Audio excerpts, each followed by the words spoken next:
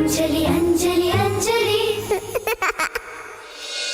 ಪಾಪ ಕರ್ಸ್ವಾಮಿ ಕೈ ಕಟ್ಟಾಕಿದಾರಲ್ಲ ಅದಕ್ಕೆ ಅವ್ನಿಗೆ ಮಾಡಕ್ ಆಗ್ತಿಲ್ಲ. ನಾನ್ ಮಾಡಿ ತೋರಿಸ್ತೇನೆ ನೋಡಿ.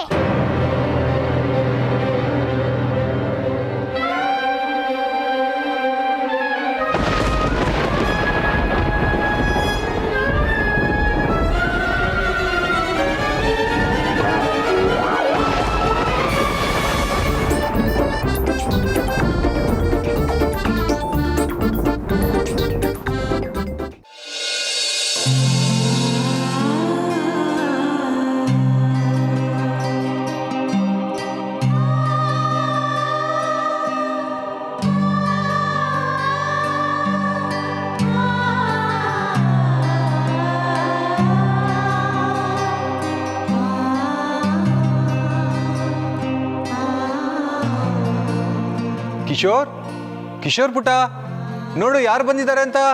ಕಿಶೋರ್,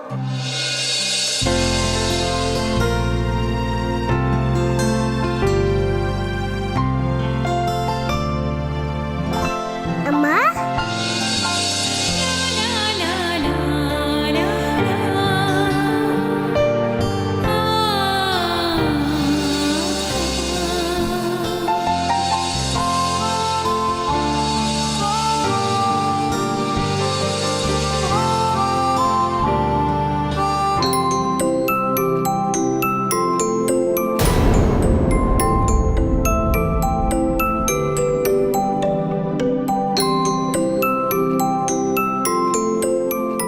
ಅಮ್ಮ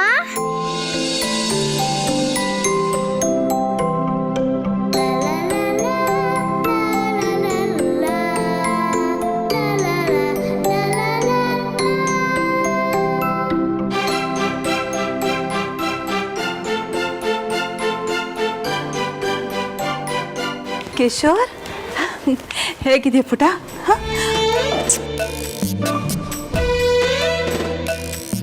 ಅಮ್ಮ ನಂಗೂ ಮುದ್ದು ಮಾಡಮ್ಮ.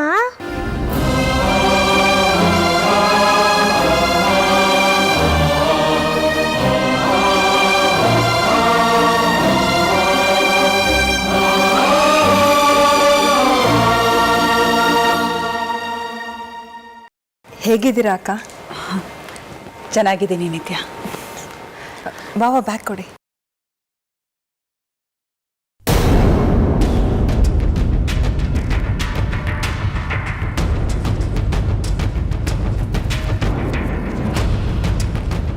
ಹೇಗಿದ್ದೀರಾ ಅದಕ್ಕೆ? ಪರವಾಗಿಲ್ಲ, ಆರಾಮಾಗಿದ್ದೀನಿ. ದಿವ್ಯಾ, ನೀನು ಯಾವಾಗ ಬಂದೆ? ಎಕ್ಸಾಮ್ಸ್ ಎಲ್ಲ ಮುಗೀತಾ? ಹ್ಞೂ ಅದಕ್ಕೆ ಮುಗೀತು, ಇವತ್ತು ಬಂದೆ. ಯಶೋಧ ಬಂದ್ಯಾ? ಅಬ್ಬ, ನೀನು ಇಲ್ಲದೆ ಈ ಮನೆಯೆಲ್ಲ ಬಿಕ್ಕೋ ಅನಿಸ್ತಿತ್ತು. ನೀನು ಎಷ್ಟೊತ್ತಿಗೆ ಈ ಮನೆಗೆ ಬರ್ತೀಯೋ ಅನಿಸ್ಬಿಟ್ಟಿತ್ತಮ್ಮ.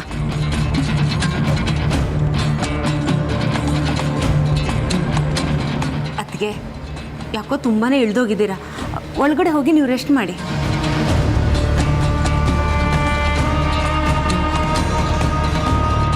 ಹೌದು ಕಣಮ್ಮ ಯಶೋಧ, ಎಲ್ಲ ಕೆಲಸನೂ ಮೈ ಮೇಲೆ ಹೇಳ್ಕೊಂಡು ಮಾಡಬೇಡ. ಸ್ವಲ್ಪ ಆರಾಮಾಗಿರು.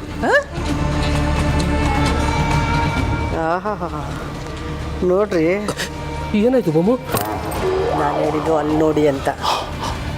ಈ ಅಮ್ಮ ಮಗಳಿಬ್ರು ಯಶೋದ ಮೇಲೆ ಏನು ತುಂಬ ಕಾಳಜಿ ಇರೋ ಥರ ನಾಟಕ ಆಡ್ತಿದ್ದಾರೆ. ಅಲ್ಲ, ಅವಳು ಮನೆಗೆ ಬರಲೇಬಾರ್ದು ಅಂತ ಆ ಡೋಂಗಿ ಮಂತ್ರವಾದಿನ ಕರ್ಕೊಂಡು ಬಂದು ಮಾಟ ಮಾಡ್ಸೋಕ್ಕೆಲ್ಲ ನೋಡಿದ್ರು. ಈಗ ನೋಡಿದ್ರೆ ಅವಳ ಮೇಲೆ ಏನು ಪ್ರೀತಿ ಆಸಕ್ತಿ ಉಕ್ಕಿ ಹರಿತಾ ಇದೆ ನೋಡಿ, ಹಾಗೆ ಮಾಡ್ತಿದ್ದಾರೆ. ರೀ, ನಾನು ಮೊದಲು ಹೋಗಿ ಅಜ್ಜಿನ ಮಾತಾಡಬೇಕು. ಸರಿ, ಅಜ್ಜಿನೂ ನಿಂಗೆ ತುಂಬ ಕೇಳ್ತಾ ಇದ್ರು. ನೀನು ಹೋಗಿ ಮಾತಾಡ್ಸ್ಕೊಂಬ, ಅಷ್ಟರಲ್ಲಿ ನಾನು ಫ್ರೆಶ್ ಆಗ್ತೀನಿ. ಬಾ ಪುಟ. ಅಕ್ಕ ಬನ್ನಿ, ನಾನು ಕರ್ಕೊಂಡು ಹೋಗ್ತೀನಿ. ಅಮ್ಮ ನಿಂಗೆ ಹುಷಾರಿಲ್ವಲ್ಲ, ಅದಕ್ಕೆ ಬಾ, ನಾನು ನಿನ್ನ ಕೈ ಹಿಡ್ಕೊಂಡು ಕರ್ಕೊಂಡು ಹೋಗ್ತೀನಿ. ಬಾ.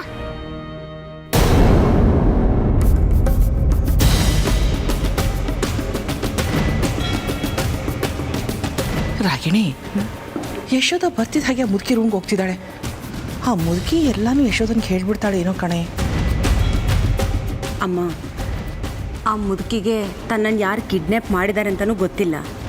ಹಾಸ್ಪಿಟ್ಲಿಗೆ ಚೆಕಪ್ಗೆ ಹೋಗಿದ್ದಾಳೆ ಅಂತ ಅಂದ್ಕೊಂಡಿದ್ದಾಳೆ. ಇನ್ನು ಸ್ವಾಮೀಜಿ ಬಂದಾಗ ನಮ್ಮ ತಂಟೆಗೆ ಬರದೇ ಇರೋ ಹಾಗೆ ಹೊಗೆ ಹಾಕಿ ಓಡಿಸಿದ್ವಿ. ಇನ್ನೇನಿದೆ ಹೇಳೋದಕ್ಕೆ?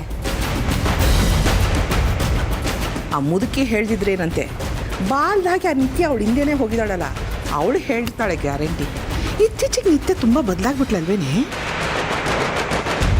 ಹೌದಮ್ಮ, ಅವಳ ವರ್ತನೆ ಯಾಕೋ ವಿಚಿತ್ರವಾಗಿದೆ. ಅಮ್ಮ, ನಾವು ಮೊದಲೇ ಭಾಮಿನಿ ಚಿಕ್ಕಮ್ಮನಿಗೆ ಸೂಕ್ಷ್ಮವಾಗಿ ವಿಷಯ ತಿಳಿಸ್ಬಿಡೋದು ಒಳ್ಳೆಯದು. ಅದು ಸರಿ ಅನ್ನು. ಒಂದು ನಿಮಿಷ.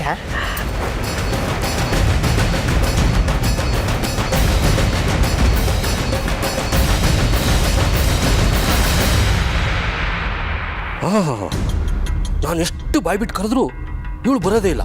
ನಾನೇ ಅವಳಿಂದ ಹೋಗಬೇಕು. ಅವರು ಹೀಗೀಗಂದ್ರೆ ಸಾಕು, ಓಡೋಗ್ಬಿಡ್ತಾಳೆ. ಓ ಅಕ್ಕ, ಯಶೋದನ ನಿತ್ಯ ಕರ್ಕೊಂಡೋದ್ಲು. ಅವಳೇನೋ ಆಸ್ಪತ್ರೆಯಿಂದ ಬಂದಿದ್ದಾಳೆ, ಅದಕ್ಕೆ ಕರ್ಕೊಂಡೋದ್ಲು. ನೀನು ಯಾಕೆ ನನ್ನನ್ನು ಕರ್ಕೊಂಡ್ಬರ್ತಿದ್ಯಾ? ಕೈ ಬಿಡು. ಆ ನಿತ್ಯನ ಬಗ್ಗೆ ನೀನು ಎಚ್ಚರಿಕೆಯಿಂದ ಇರು ಅಂತ ಹೇಳೋಕೆ ಇಲ್ಲಿ ಕರ್ಕೊಂಡು ಬಂದಿರೋದು. ಏನು ನಿನ್ನ ಮಾತಿನ ಅರ್ಥ? ಅವಳೇನು ಮಾಡಿದ್ಲು? ನಾನು ಸ್ಟೇಷನಿಂದ ಬಂದಾಗ್ಲಿಂದನೂ ನೋಡ್ತಾ ಇದ್ದೀನಿ ಚಿಕ್ಕಮ್ಮ. ನಿತ್ಯ ಮೊದಲಿನ ಹಾಗಿಲ್ಲ, ಏನೋ ಸೀಕ್ರೆಟ್ ಮೇಂಟೈನ್ ಮಾಡ್ತಿದ್ದಾಳೆ ಅಂತ ಅನ್ಸುತ್ತೆ. ಅವಳು ವರ್ತನೆ, ಹಾವ ಭಾವ ಎಲ್ಲ ಬದಲಾಗಿದೆ. ನನಗೆ ಅರ್ಥ ಆಗಲಿಲ್ಲ. ನೋಡೆ, ಯಾರ್ಯಾರಿಗೆ ಯಾವ್ಯಾವ ಭಾಷೆನಲ್ಲಿ ಹೇಳಿದ್ರೆ ಅರ್ಥ ಆಗುತ್ತೋ ಅದೇ ಭಾಷೆನಲ್ಲಿ ಹೇಳಬೇಕು. ಅಂದರೆ ನೀನು ಸೊಸೆ ನಿತ್ಯ ಇದ್ದಾಳಲ್ಲ, ಅವಳು ಏನೋ ಪಿತ್ತೂರಿ ಮಾಡ್ತಿದ್ದಾಳೆ ಅಂತ ರಾಗಿಣಿ ಹೇಳ್ತಿದ್ದಾಳೆ. ಯಾಕೆ ಚಿಕ್ಕಮ್ಮ, ನಮ್ಮ ಒಂದೊಂದು ಹೆಜ್ಜೆನೂ ಅಳ್ದು ಸುರಿದು ನೋಡ್ತೀರಿ? ನಿಮ್ಮ ಸೊಸೆ ಬದಲಾಗಿದ್ದಾಳೆ ಅಂತ ನಿಮ್ಗೆ ಅನಿಸ್ಲಿಲ್ವಾ? ಹೌದು, ನಾನು ಇದ್ರ ಬಗ್ಗೆ ಯೋಚನೆ ಮಾಡಿಲ್ಲ. ನಿತ್ಯ ಒಬ್ಬೊಬ್ಳೆ ಏನೇನೋ ಗುಸು ಅಂತ ಮಾತಾಡ್ತಾ ಇರ್ತಾಳೆ. ನೇರವಾಗಿ ಯಾರ ಜೊತೆನೂ ಮಾತಾಡೋದೇ ಇಲ್ಲ. ಅವಳಲ್ಲಿ ಏನೋ ಅಳುಕಿದೆ, ನಮ್ಮಿಂದ ಏನೋ ಮುಚ್ಚಿಡ್ತಿದ್ದಾಳೆ ಅಂತ ಅನಿಸ್ತಾ ಇದೆ. ಅಬ್ಬ, ಈಗಲಾದರೂ ನಿನ್ಗೆ ಅರ್ಥ ಆಗ್ತಾ ಇದೆಯಲ್ಲ, ನಿನ್ನ ಸೊಸೆ ವರ್ತನೆಗೆ ಕಾರಣ ಆ ಭೂತ. ಭೂತನಾ? ಹಾ, ಭೂತನೇ. ಅದು ಈ ಮನೆಯಲ್ಲಿ ಒಬ್ಬೊಬ್ರನ್ನೇ ವಶೀಕರಣ ಮಾಡ್ಕೋತಿದೆ. ಯಶೋಧ ಆಯ್ತು, ಅವಳಿಲ್ದೇ ಇದ್ದಾಗ ನಿತ್ಯನ ಮೇಲೆ ಕಣ್ಣು ಹಾಕಿದೆ. ಈಗ ನಿಮ್ಮ ಸೊಸೆನ ತನ್ನ ಕಡೆ ಎಳ್ಕೋತಿದೆ. ಅಯ್ಯಯ್ಯೋ, ನನಗಿದನ್ನ ನಂಬೋಕೆ ಆಗ್ತಿಲ್ಲ. ನಂಬಲೇಬೇಕು.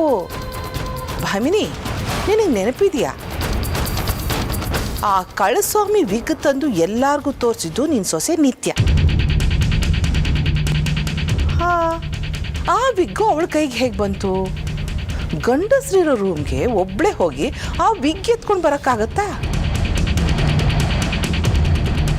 ಭೂತನೇ ಅವಳನ್ನ ಮುಂದಿಟ್ಕೊಂಡು ಈ ನಾಟಕ ಆಡಿದೆ, ನಮ್ಮನ್ನೆಲ್ಲ ಮೂರ್ಖರನ್ನಾಗಿ ಮಾಡಿದೆ. ಇದೆಲ್ಲ ನನಗೆ ಗೊತ್ತೇ ಆಗಲಿಲ್ಲ. ಅಕ್ಕ, ಈಗೇನು ಮಾಡೋದು? ಈಗಲಾದರೂ ನೀನು ಎಚ್ಚೆತ್ಕೊಳ್ಳಿ ಅಂತಾನೆ ಇದನ್ನೆಲ್ಲ ನಿನಗೆ ಹೇಳಿದ್ದು. ನಿತ್ಯನ ಅದ್ದು ಬಸ್ತಲ್ಲಿ ಇಟ್ಕೊಳೆ, ಯಾವುದೇ ಕಾರಣಕ್ಕೂ ಯಶೋಧನ ಜೊತೆ ಸೇರೋದಕ್ಕೆ ಬಿಡಬೇಡ. ಹಾಗೇನಾದರೂ ಆದರೆ ನಿನ್ನ ಸೊಸೆ ನಿನ್ನ ಕೈ ತಪ್ಪೋಗೋದಂತೂ ಗ್ಯಾರಂಟಿ. ಇಲ್ಲಕ್ಕ, ನಾನು ಅದಕ್ಕೆ ಅವಕಾಶ ಮಾಡಿಕೊಡಲ್ಲ. ಅವಳಿಗೆ ಹೇಗೆ ಮೂಗ್ದಾರ ಹಾಕಬೇಕು ಅಂತ ನನಗೆ ಚೆನ್ನಾಗಿ ಗೊತ್ತಿದೆ. ಈ ವಿಷಯ ನನಗೆ ಹೇಳಿ ತುಂಬ ಒಳ್ಳೇದು ಮಾಡಿದೆ ನೀನು. ನಾನಿನ್ನು ಬರ್ತೀನಕ್ಕ.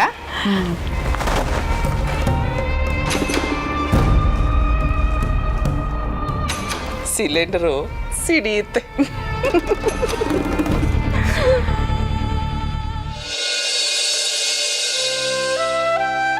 ಅಂಜಲಿ ಪುಟ, ಆ ಸ್ವಾಮಿಯಿಂದ ನಿನಗೇನೂ ತೊಂದರೆ ಆಗಿಲ್ಲಲ್ಲ?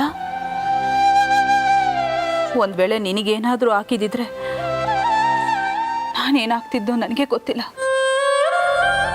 ಬಹುಶಃ ನಾನು ಹಾಸ್ಪಿಟ್ಲಿಂದ ವಾಪಸ್ ಬರ್ತಿರ್ಲಿಲ್ಲ ಅನ್ಸತ್ತೆ. ಅಕ್ಕ ಬಿಡ್ತು ಅನ್ನಿ, ಯಾಕಂತ ಮಾತಾಡ್ತಿದ್ದೀರಾ? ನಿತ್ಯ, ನಾನು ಇಲ್ಲದೆ ಇದ್ದಾಗ ಮಕ್ಕಳನ್ನ ನೀನು ಜೋಪಾನವಾಗಿ ನೋಡ್ಕೊಂಡಿದ್ಯಾ. ನಾನು ನಿನಗೆ ಹೇಗೆ ಕೃತಜ್ಞತೆ ಹೇಳಿ? ನಿನ್ನ ಋಣನ ಹೇಗೆ ತೀರಿಸ್ಬೇಕು ಅನ್ನೋದೇ ನನಗೆ ಗೊತ್ತಾಗ್ತಾ ಇಲ್ಲ ನಿತ್ಯ. ಅಕ್ಕ ಯಾಕಷ್ಟು ದೊಡ್ಡ ಮಾತು? ಅಂಥ ಉಪಕಾರ ನಾನೇನೂ ಮಾಡಿಲ್ಲ. ನನ್ನ ಮಕ್ಕಳೇ ಆಗಿದ್ದರೆ ನಾನು ನೋಡ್ಕೋತಾ ಇರಲಿಲ್ವಾ? ಏನೋ ದೇವ್ರ ದಯೆ, ಅಂಜಲಿ ಪುಟ್ಟಿ ನನಗೆ ಕಾಣೋ ಹಾಗೆ ಮಾಡ್ದ. ಇಲ್ಲ ಅಂದಿದ್ರೆ ಈ ಮಗುನ ಹೇಗೆ ನೋಡ್ಕೊಳಕ್ಕಾಗ್ತಿತ್ತು? ಅಂಜಲಿ ಎಲ್ರ ಕಣ್ಣಿಗೂ ಕಾಣೋದಿಲ್ಲ, ಅಂಥದ್ರಲ್ಲಿ ನಿನ್ನ ಕಣ್ಣಿಗೆ ಕಾಣ್ತಿದ್ದಾಳೆ ಅಂದರೆ ನಿಜವಾಗ್ಲೂ ನಿನ್ನಲ್ಲಿ ಪ್ರೀತಿ, ಕರುಣೆ, ಮಾನವೀಯತೆ ಇದೆ ಅನ್ನೋದು ಸಾಬೀತಾಯ್ತು ನಿತ್ಯ.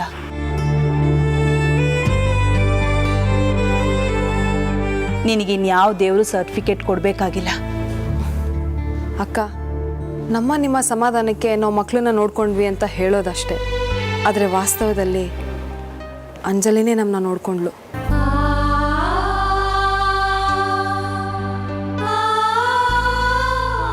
ಆ ಸ್ವಾಮಿ ಡೋಂಗಿ ಸ್ವಾಮಿ ಅಂತ ಇವಳೇನಾದರೂ ಪತ್ತೆ ಮಾಡದೆ ಹೋಗಿದ್ದಿದ್ರೆ ಏನೇನು ಅನಾಹುತ ಆಗ್ತಿತ್ತೋ ಏನೋ. ಹೌದು ಯಶೋಧ, ಬಂಗಾರಿ ನಮ್ಮನೆಗೆ ದೊಡ್ಡ ಉಪಕಾರನೇ ಮಾಡಿದ್ದಾಳೆ. ನನ್ನ ಮರಿ ಮೊಮ್ಮಗ ಇವತ್ತು ಚೆನ್ನಾಗಿದ್ದಾನೆ ಅಂದರೆ ಅದಕ್ಕೆ ಅಂಜಲಿನೇ ಕಾರಣ. ಅಜ್ಜಿ, ಏನು ಹೇಳ್ತಾ ಇದ್ದೀರಾ ನೀವು? ಹೌದು ಯಶೋಧ, ಆ ಕಳ್ಳಸ್ವಾಮಿ ಯಾವುದೋ ಬೀಜ ಹರಿದು ಹಾಲಲ್ಲಿ ಸೇರಿಸಿ ಅದನ್ನು ಕಿಶೋರನಿಗೆ ಕುಡಿಸಿ ಅವನ ತಲೆ ಕೆಡ್ಸೋಕೆ ನೋಡಿದ್ದಂತೆ. ನಮ್ಮ ಬಂಗಾರಿ ಅದನ್ನು ತಪ್ಪಿಸಿ ದೊಡ್ಡ ಗಡ್ಡಾತರದಿಂದ ಅವನನ್ನು ಪಾರು ಮಾಡಿದ್ದಾಳೆ. ಹೌದಮ್ಮ, ಆ ಸ್ವಾಮಿಯ ಶಿಷ್ಯಂದ್ರುಗಳು ತಮ್ಮಂಗೆ ತಲೆ ಕೆಡ್ಸಕ್ಕೆ ನೋಡಿದ್ರು. ನಾನು ಮ್ಯಾಜಿಕ್ ಮಾಡಿ ಅವ್ರ ತಲೆನೇ ಕಚ್ಬಿಟ್ಟೆ. ಇದನ್ನ ಪುಡಿ ಮಾಡಿ ಆ ಹುಡುಗನಿಗೆ ಕುಡಿಸ್ಬಿಟ್ರೆ ಕುಡಿದ 12 ಗಂಟೆ ಒಳಗಡೆ ಆ ಹುಡುಗನ ತಲೆ ಪೂರ್ಣ ಕೆಟ್ಟೋಗುತ್ತೆ.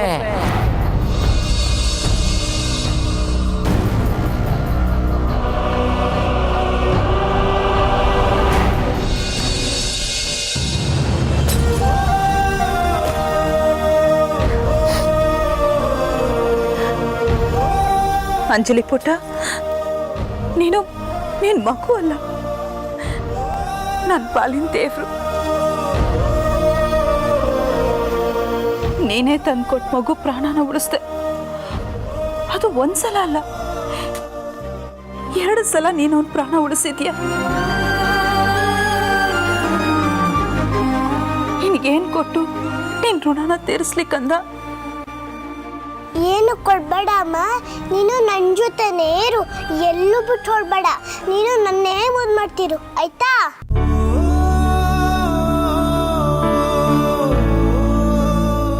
ಆಯ್ತು ಕಂದ, ಯಾವಾಗಲೂ ನಾನೇನ ಮುದ್ದು ಮಾಡ್ತಾ ಇರ್ತೀನಿ. ನಿನ್ನ ಬಿಟ್ಟು ನಾನು ಎಲ್ಲೂ ಹೋಗೋದಿಲ್ಲ.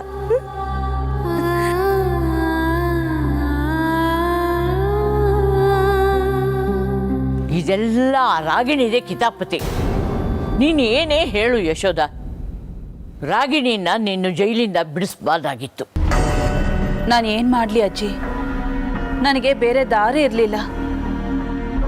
ನಿಮ್ಮನ್ನ ಎತ್ಕೊಂಡು ಹೋಗಿ ಬಚ್ಚಿಟ್ಟಿದ್ಲು.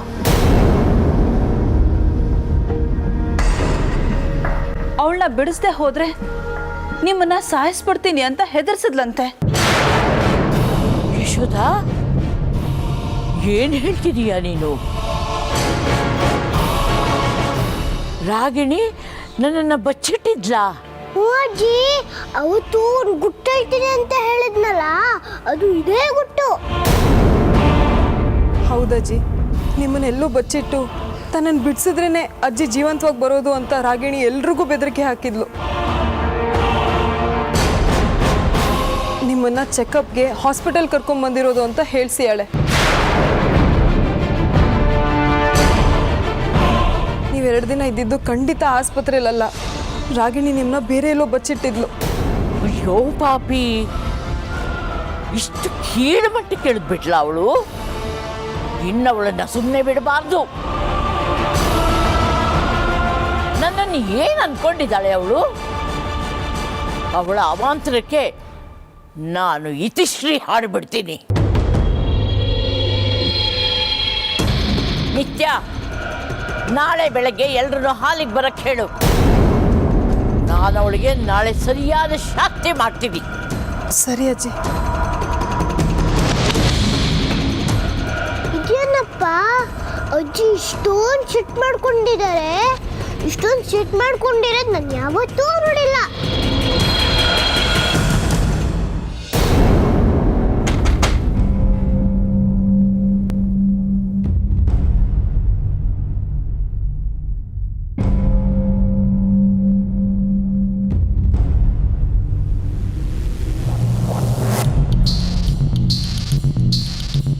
ಏನು ಇಲ್ಲಿವರೆಗೂ ಸವಾರಿ, ಅದು ಇಷ್ಟೊತ್ತಲ್ಲಿ? ನಾಳೆ ಬೆಳಗ್ಗೆ ಅಜ್ಜಿ ಏನೋ ಮಾತಾಡ್ಬೇಕಂತೆ, ಎಲ್ಲರೂ ಹಾಲಲ್ಲಿ ಅಸೆಂಬಲ್ ಆಗಕ್ಕೆ ಕೇಳಿದ್ದಾರೆ.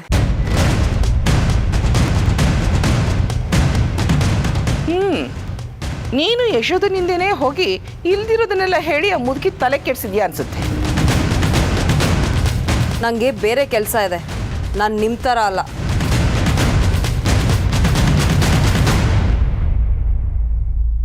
ಇಷ್ಟಕ್ಕೂ ನಾನು ನಿಮ್ಮ ಬಗ್ಗೆ ಹೇಳೋದೇನಿದೆ, ಅಜ್ಜಿ ತುಂಬ ವರ್ಷಗಳಿಂದ ನಿಮ್ಮನ್ನ ನೋಡ್ತಿದ್ದಾರೆ. ಅವ್ರಿಗೆ ನೀವೇನು ಅಂತ ಚೆನ್ನಾಗಿ ಗೊತ್ತಿದೆ, ನಾನು ಹೇಳೋದೇನು ಬೇಕಾಗಿಲ್ಲ. ಅಜ್ಜಿ ಹೇಳು ಅಂದರು, ನಾನು ಹೇಳಿದ್ದೀನಿ, ಬರೋದು ಬಿಡೋದು ನಿಮ್ಮ ಇಷ್ಟ. Good night.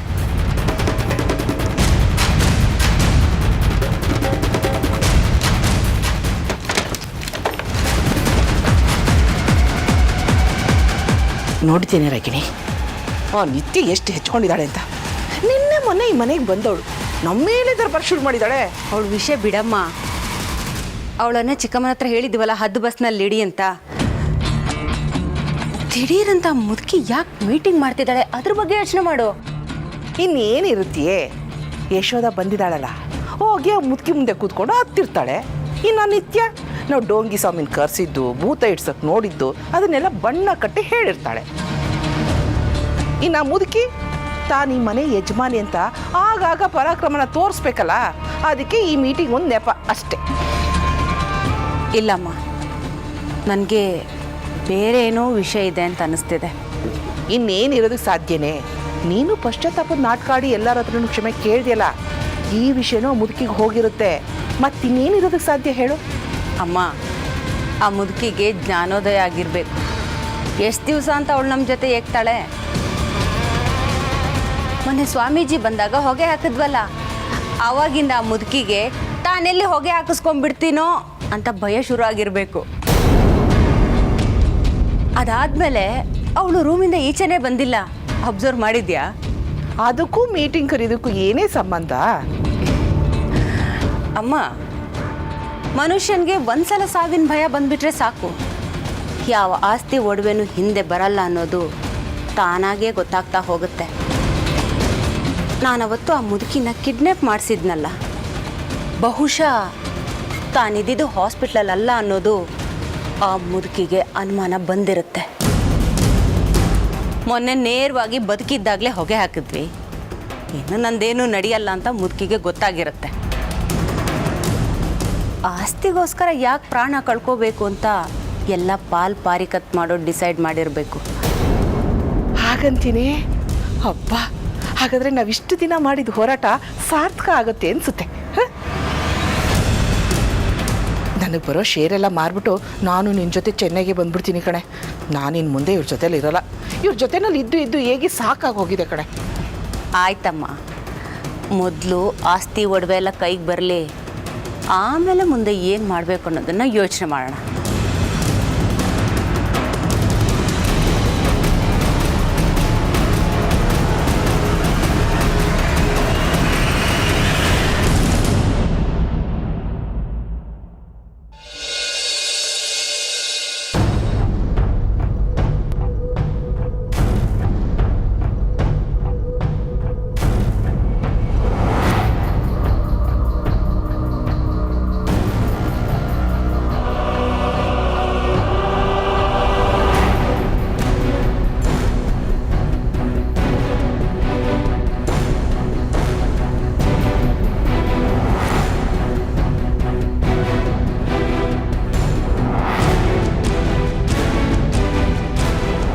ಎಲ್ಲ ಬಂದ್ರಾ? ಹ್ಞೂ ಅಜ್ಜಿ, ಎಲ್ಲ ಬಂದಿದ್ದಾರೆ. ಶುರು ಮಾಡು. ಎಲ್ಲರೂ ಸರಿಯಾಗಿ ಕೇಳಿಸ್ಕೊಳ್ಳಿ. ಈ ಮನೇಲಿ ನಡಿಬಾರದ್ದೆಲ್ಲ ನಡೀತಾ ಇದೆ. ನಾನೊಬ್ಳು ಮನೇಲಿ ಇದ್ದೀನಿ ಅನ್ನೋದು ಯಾರಿಗೂ ಲೆಕ್ಕಕ್ಕೆ ಇಲ್ಲ. ಎಲ್ಲರೂ ಅವ್ರು ಇಷ್ಟ ಬಂದಾಗ ನೋಡ್ಕೋತಿದ್ದಾರೆ.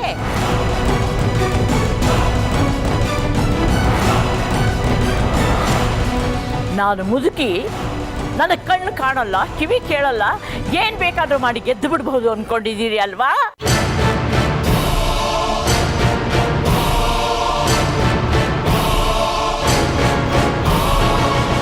ನನಗೆಲ್ಲ ಗೊತ್ತಾಗುತ್ತೆ.